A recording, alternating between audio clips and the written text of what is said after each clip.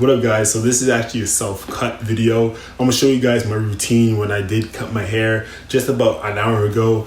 And no means I am a barber, so I'm just showing you guys a time lapse of it and just encourage you guys to even try to cut your own hair and just maybe practice at it. And you never know, you can get better during these times of quarantine. I'll give you guys a 360 of what it looks like right now.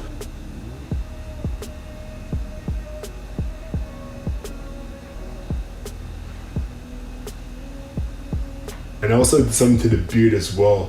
So I kind of did a little light fade here. I took down the sides because I felt like there's a lot of weight. You get better over time, but I'm just showing you guys a method. Maybe as I get better, I can show you guys what exactly I do. But for now, enjoy this video. Give it a big thumbs up so more people can be influenced to cutting their own hair during times of quarantine and kind of enhancing their own skills with it.